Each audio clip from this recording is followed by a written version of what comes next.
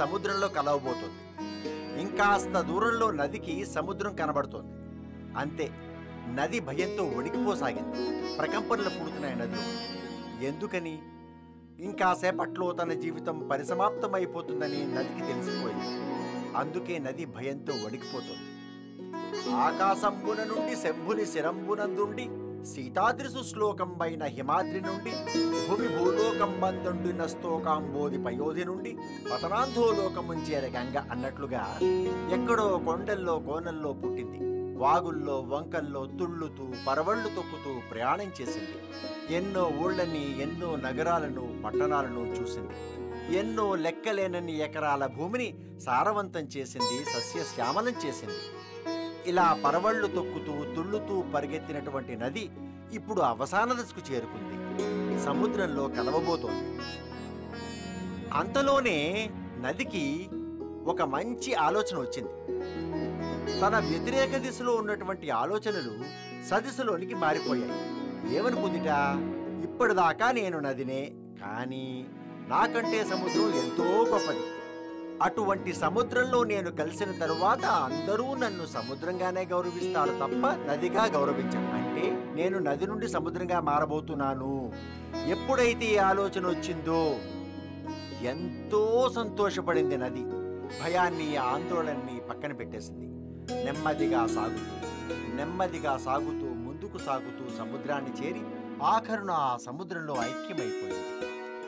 ఇదంతా మనం ఎందుకు చెప్పుకుంటున్నాం ఇప్పుడు? ఎందుకంటే మనం కూడా నది లాంటి వాళ్ళమే. పుట్టిన తరువాత కౌమార, బాల్య, యవ్వన, వృద్ధాప్య ఇటువంటి దశలన్నీ దాటిన తరువాత మనం కూడా మృత్యువుకు చేరువవుతాం, మృత్యువుకు దగ్గరవుతాం. అలాగని మనం భయపడకూడదు. జీవితంలో సత్కర్మలు చేసి, పరోపకారం చేసి, అందరితోని మెప్పు పొంది ఆఖరున ఆ భగవంతునిలో మనం ఐక్యమవ్వాలి. అది ఈ కథకు సారాంశం. మళ్ళీ వేరే చోట మళ్ళీ కథలు చెప్పుకుందాం.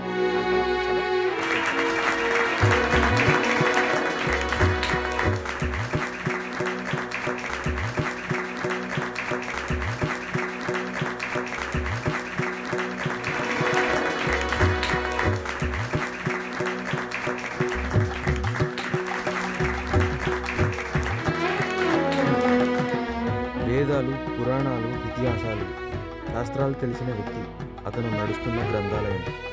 అందుకే కదయ్యా అన్ని బిరుదులు, సత్కారాలు, సన్మానాలు, మర్యాదలును. మహానుభావుడు ఎన్ని విషయాలు ఎంత చక్కగా చెప్పారో. రామజోగారావు గారికి తెలియంది లేదంటే అతిశయోక్తి కాదు.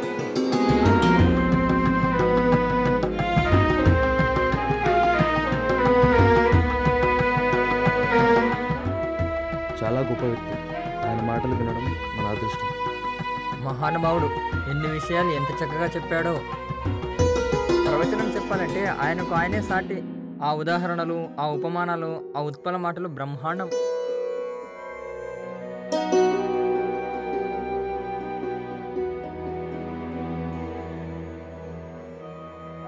కులస్త్రీకి ధనం కన్నా, ధాన్యం కన్నా, బంగారం కన్నా, ఆభూషణాల కన్నా పరమోత్కృష్టమైనటువంటి వాడు భర్త మాత్రమే.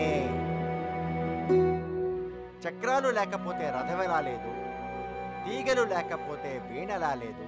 భర్తకు భార్యకు మధ్య ఉన్నటువంటి బంధం అలాంటిది. 100 పుత్రులున్నా సరే ఒక భార్య తన భర్త వద్ద మాత్రమే సంపూర్ణమైనటువంటి సౌఖ్యాన్ని అనుభవించగలదు. అందుకే శ్రీరామచంద్రుడు ఎప్పుడైతే అరణ్యవాసానికి వెళ్తాడో సీతామహాసాధ్వి ఆయన లేకపోతే తన జీవితం లేదు అని గ్రహించి అతనికి సేవలు చేసుకోవడానికి ఆయనతో పాటు అరణ్యవాసానికి బయలుదేరింది.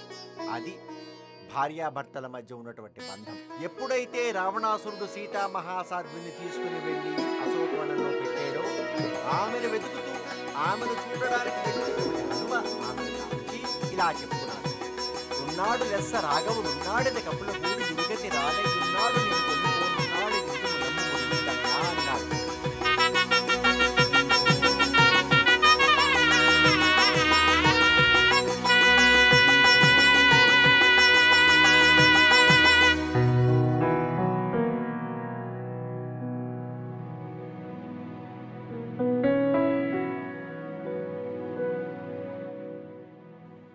చూడు సుభాషిణి, మానవాళిని సన్మార్గంలో పెట్టాలంటే ఎవరో ఒకరు దారి చూపించాలి. మనం వాళ్ళకి చెప్తే తప్ప వాళ్ళు తెలుసుకోలేరు. ప్రతి ఒక్కరూ తమ ధర్మాన్ని పాటించాలి సుభాషిణి. అప్పుడే ధర్మం రక్షింపబడుతుంది. అలా ధర్మ మార్గాన్ని చూపేదే సుభాషితం. మంచి నడవడికను నేర్పిస్తుంది. అలా వాళ్ళని సన్మార్గంలో పెట్టేదే సుభాషితం. సుభాషితం అంటే ఏంటి? మంచిగా చెప్పబడేది ఏదైనా ఒక సుభాషితమే. సుభాషితం మంచిగా చెప్పబడింది. ప్రకృతి చెప్పేది వినాలి. మనం వినాలే గాని సుభాషిణి, ప్రకృతిలో ప్రతి అణువు మనకు ఏదో ఒక సుభాషితం చెబుతూనే ఉంటుంది. గాలి, నీరు, నిప్పు ఇవన్నీ, ఆకాశం, భూమి, కథలు చెప్తూ ఉంటాయి. వినే ఇష్టం, ఓపిక, కుతూహలం మనకు ఉండాలి. అవి మనల్ని ఎప్పుడూ ధర్మ మార్గంలో నడవడానికి సహాయం చేస్తూనే ఉంటాయి. అమ్మా, అర్థం చేసుకునే వాళ్ళకి వివరించాల్సిన అవసరం లేదు. అన్నిటికీ విమర్శించే వాళ్ళని పట్టించుకోవాల్సిన అవసరము లేదు. ఇంతకీ మీరు రామజోగారావు గారు ఉన్నారు, రండి. నమస్కారం అండి. నమస్తే సార్. కూర్చోండి. నిజాన్ని నమ్మించాలంటే రుజువు కావాలి. అదే అబద్ధాన్ని నమ్మించాలంటే కేవలం నటిస్తే చాలు. కాఫీ తాగుతావా నాయనా? తీసుకొస్తానుండు. సార్, మొన్న ఆ మధ్య కలిసినప్పుడు మిమ్మల్ని ఇంటర్వ్యూ కోసం అడిగాను. మీరు ఇంటికి రమ్మన్నారు. వీధికి ఒక ఆటగాడున్నాడు, సందుకు ఒక పాటగాడున్నాడు.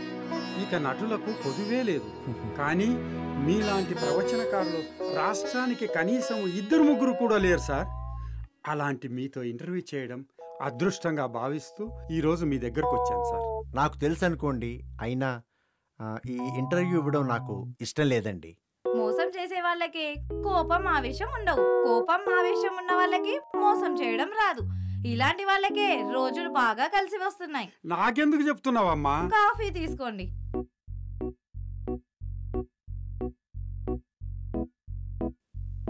అనుభవం. అక్క, లోపలికి వెళ్ళు. నువ్వు వెళ్ళు లోపలికి. అదేంటి సార్, మాకు ఇంటర్వ్యూ ఇవ్వడం ఇష్టం లేదా? అసలు ఇంటర్వ్యూ చేయడమే ఇష్టం లేదా మీకు? మీరు నన్ను ఇంటర్వ్యూ కావాలని అడిగినప్పుడు మీ ఛానల్ గురించి కొంచెం ఎంక్వైరీ చేశానండి. అలాగే మీ ఛానల్లో వీడియోలు కూడా కొంచెం చూశాను. నాకు నచ్చలేదండి. ఏం నచ్చలేదు? మీ వీడియోలు నచ్చలేదండి. మచ్చుకి ఒక అగ్ర కథానాయకుడి భార్య రాత్రి 1 గంటకి ఏం చేసిందో తెలిస్తే మీకు షాకే. ఇది మీ శీర్షిక. ఏంటో చూద్దామని ఆ వీడియో చూస్తే ఆ అగ్ర కథానాయకుడి గురించి 10 నిమిషాలు చెప్పారు. ఆ అగ్ర కథానాయకుడి పుట్టుపూర్వోత్తరాలు, అతని చదువు, అతని సినిమాలు, తర్వాత అతని భార్య గురించి 5 నిమిషాలు చూపించారు. ఆ తర్వాత అతని పెద్ద కొడుకు గురించి 2 నిమిషాలు, చిన్న కొడుకు గురించి 2 నిమిషాలు, 19 నిమిషాలు అయింది. ఆఖరున 20వ నిమిషంలో మీరేం చెప్పారు? ఆ అగ్ర కథానాయకుడి భార్య పుట్టినరోజు నాడు సందర్భంగా రాత్రి 1 గంటకి రోడ్డు మీద పడుకున్న ముష్టివాళ్ళకి దుప్పట్లు పంచింది. 1 నిమిషం పాటు చెప్పవలసిన వార్తని 20 నిమిషాల పాటు మీరు సాగదీశారే, డబ్బు కోసం కాదా? అంతకన్నా దరిద్రం ఏంటంటే, మీకు మీ అమ్మ మీద ప్రేమ ఉంటే మా ఛానల్ని సబ్స్క్రైబ్ చేసుకోండి. మీకు మన భారతదేశం అంటే ఇష్టం ఉంటే మా ఛానల్ని సబ్స్క్రైబ్ చేసుకోండి. మా అమ్మ మీద మాకు ప్రాణం ఉంటే, మాకు ప్రేమ ఉంటే మీ ఛానల్ ఎందుకు సబ్స్క్రైబ్ చేసుకోవాలండి? ఓహో, మీకు డబ్బులు కావాలన్నమాట.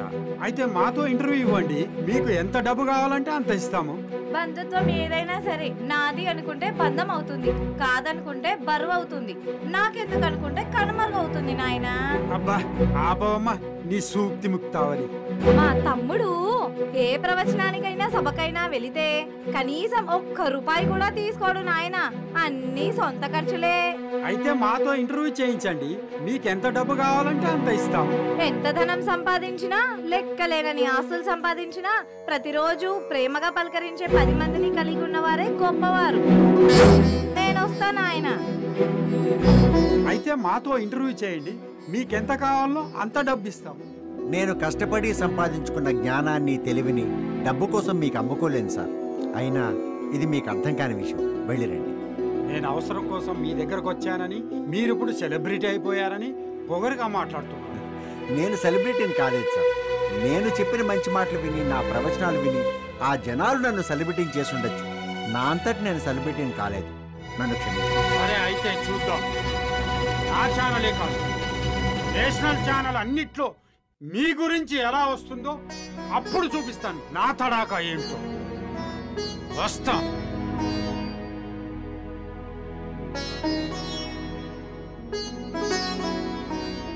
దృష్ట్వా తు పాండవానీకం వ్యూఢం దుర్యోధనస్తదా ఆచార్యముపసంగమ్య రాజా వచనమబ్రవీత్ అంటే సంజయుడు ఇలా చెప్తున్నాడు.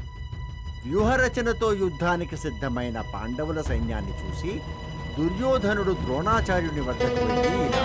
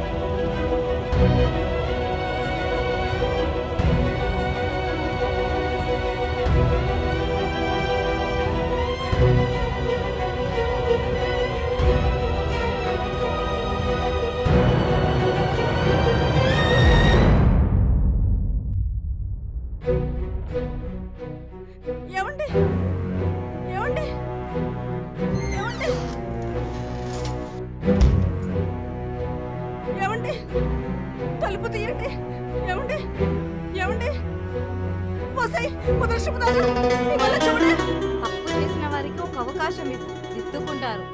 మోసం చేసే వారికి నీ జీవితంలో చోటు ఇవ్వకు. నీ పేరేంటి బాబు? సల్మాన్ ఖాన్. చిచ్చే తమ్ముడు తమ్ముడు తలుపు తీయండి. తమ్ముడు తలుపు తీయడం లేదు. ఏమండి తమ్ముడు తలుపు తీయండి. తలుపు తీయండి తమ్ముడు. ఏమండి తమ్ముడు టీజీవీ కళాక్షేత్రంలో నా కార్యక్రమం ఉంది, వెళ్ళొస్తాను. వీళ్ళు వెళ్ళిన తర్వాత ఇల్లంతా పసుపు నీళ్లు జల్లు మైలపడింది.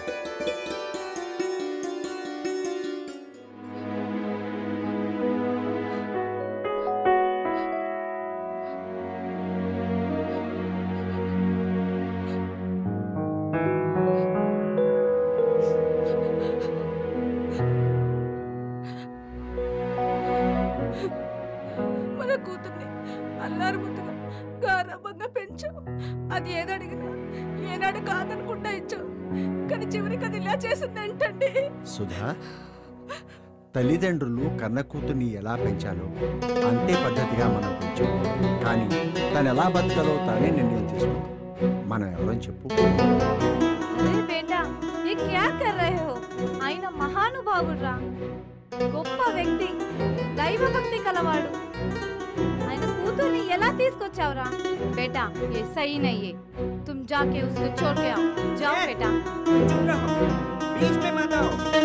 तुमको मालूम है उसको ले आने के लिए हमें कितने पैसे मिले हैं? क्या हुआ? ఏం జరిగింది? నీకు తెలియదా? వీడు ఆ మహానుభావుడి కూతుర్ని తీసుకొచ్చేశాడు. అది మంచిది కాదు. चुप रहो, लड़की इधर ही रहेगी. యా అల్లా, ఏ సహీ నహీ హై. ఇది తప్పు. తర్వాత మీ ఇష్టం. నేను వెళ్తా. Breaking news. ప్రముఖ ప్రవచనకారులు అవధాని శ్రీ రామజోగారావు గారి కుమార్తె మతాంతర వివాహం. తండ్రి పెంపకంలో లోపం ఉందా? సూక్తులు చెప్పడానికి గాని ఆచరణకు కాదా? తన ధర్మవాచకాలు కూతురు వద్ద పనిచేయడం లేదా? అదండి, తమ రానక్కర్లేదు. సరేనండి, అలాగే. వచ్చే ఆదివారం మా ప్రోగ్రామ్ క్యాన్సిల్ అయిందండి. సరేనండి, సంతోషం. నమస్కారం. మీరు రానవసరం లేదండి, చెబుదామని. అలాగే, సంతోషం.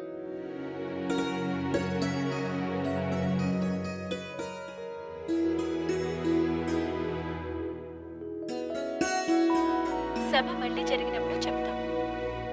సరేనండి, సంతోషం. నమస్కారం.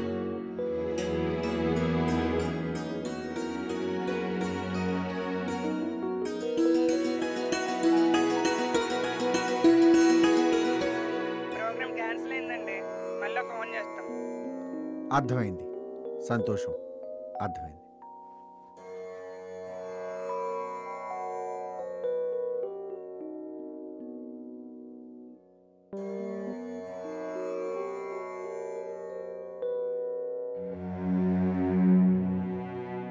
ఓం అగ్నిహోత్రాత్మనే అంగుష్టాభ్యాం నమః.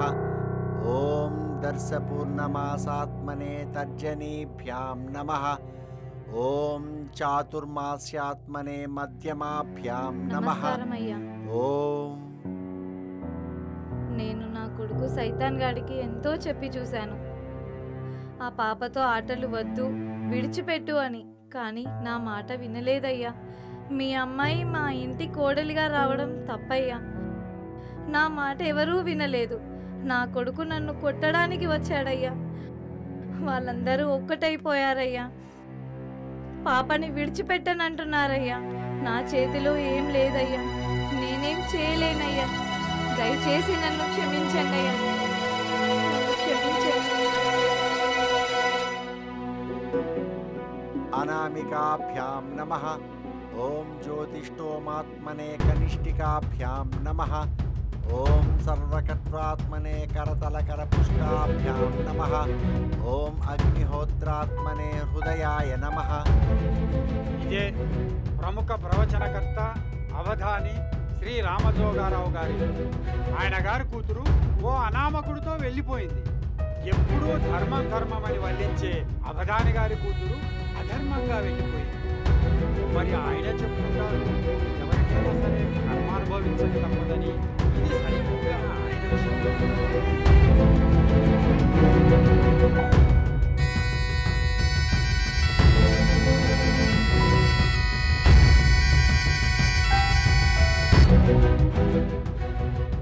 రామజోగారావు గారు దొరికారు కదా.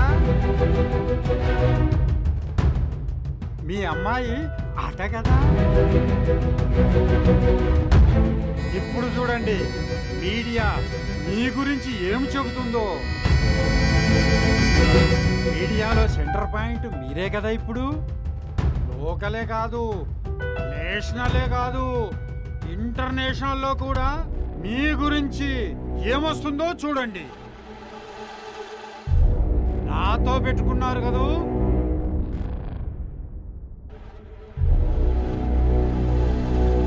ముందే చెప్పా కదా, మీ నాన్న దగ్గరికి పోయి 25 లక్షల రూపాయలు ఆ ఇల్లు కూడా నా పేరు మీద రాయించుకుని ఏం మాట్లాడుతున్నావు? నన్ను ఇష్టపడ్డానన్నా, ఇప్పుడు ఇల్లు ఇంకా డబ్బులు ఎందుకు? ఇష్టపడ్డమా? నాకు పైసా కావాలి. ఓ చూడండి ఆంటీ ఏం మాట్లాడుతున్నాడో. हे बेटा, ये गलत है रे. तू बीच में मत आओ. ये जो भी कर रहा है हमारे लिए कर रहा है. तू जाके पैसे लेके आओ. जाओ. ఇది అన్యాయం, తప్పు, మంచిది కాదు. తప్పు ఒప్పు గురించి నా దగ్గర మాట్లాడకు. పైసా చూపించు. పో. అంతేనా? అంతే, బస్. కుదరదు. అసలే ఇప్పటికే నా వల్ల నా ఇంట్లో వాళ్ళు కుమిలిపోతున్నారు. రూపాయి కూడా ఇవ్వడం కుదరదు. ఏం చేస్తావు? ఏం చేస్తానా? ఏమైనా చేస్తా. ఏం చేయలేవురా, నీ వల్ల కాదు. నా వల్ల కాదా? నా వల్ల కాదా? భద్ర తెలుసా నీకు? ఆసిఫా 6 నెలల క్రితం ఇదే ఇంటికి ప్రేమించి తీసుకొచ్చా. నీలాగే డబ్బు తెమ్మని చెప్పి బ్రతిమిలాడా. నీలాగే కుదరదు, కాదు, నా వల్ల కాదు అని చెప్పారు. ఏమైందో తెలుసా? నరికేసా, చంపి పాతేసా. ఇప్పటికీ అది మిస్సింగ్ కేసు. ఇప్పటికీ ఎవరు పట్టుకోలేకపోయారు తెలుసా? ఏమీ చెయ్యలేననుకోకు. నేనేం మంచివాడిని కాదు, ఏమైనా చేస్తా. అర్థమైందా? या अल्लाह, ये क्या है? समुद्र में चंपेसावा? अल्लाह, क्या है? मुझे पैसा चाहिए. అడిగా, డబ్బు తెమ్మని అడిగా. నాకు తెలీదు, చేత కాదు, నేను తేలేను అన్నది. ఏం చెయ్యాలి? చంపేసా. కోపం వచ్చింది. నాకు पैसा पैसा पैसा चाहिए. या अल्लाह, ये क्या हुआ इसको? అంటే డబ్బు తెగపోతే నన్ను కూడా చంపేస్తావా? డౌటా? బరాబర్ చంపుతా. వాడు మంచివాడు కాదమ్మా. సుభద్రాని ఇంకా ఆసిఫాన్ చంపినట్టే నిన్ను చంపేస్తాడు. దుర్మార్గుడు అమ్మ వాడు. వాడు అడిగిన డబ్బు తెచ్చి ఇచ్చేసేయ్.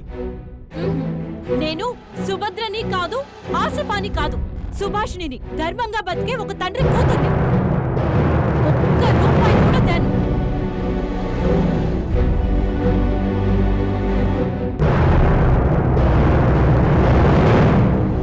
ఏ సుభాషిణి, ఏం చేస్తున్నావు?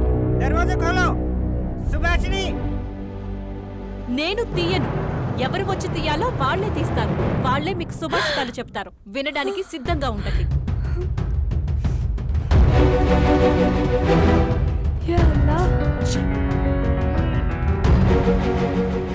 Welcome back. 6 నెలల క్రితం మిస్సింగ్ కేసుగా నమోదైన సుభద్ర, ఆసిఫా ఇంకా కొంతమంది అదృశ్య మిస్టరీ. ఓల్డ్ సిటీకి చెందిన సల్మాన్ ప్రేమ పేరుతో వారిని వేధించి ఆపై డబ్బు కోసం ఒత్తిడి చేసి దారుణంగా హత్య చేసి శరీరాలను మాయం చేశాడని నిరూపింపబడింది. సుభాష్ని ప్రముఖ ప్రవచనకారులు శ్రీ రామజోగారావు గారి కుమార్తె తన వెంట పడుతున్న సల్మాన్ ను ఇష్టపడినట్లు నటించి ఆపై తెలివిగా అతని హత్యోదంతాలను బయటకు లాగి ఆధారాలను పోలీసులకు సుభద్ర తెలుసా నీకు? ఆసిఫా 6 నెలల క్రితం ఇదే ఇంటికి ప్రేమించి తీసుకొచ్చా. నీలాగే డబ్బు తమ్మని చెప్పి బ్రతిమిలాడా. నీలాగే కుదరదు, కాదు, నా వల్ల కాదు అని చెప్పారు. ఏమైందో తెలుసా? నరికేసా, చంపి పాతేసా. ఇప్పటికీ అది మిస్సింగ్ కేసు.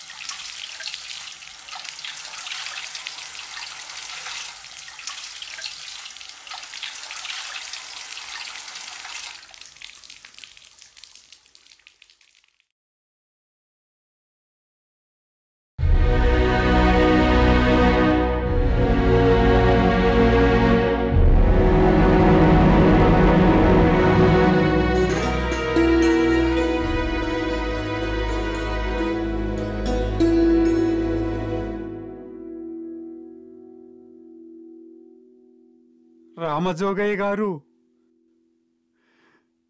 తప్పయిందండి, నన్ను క్షమించండి.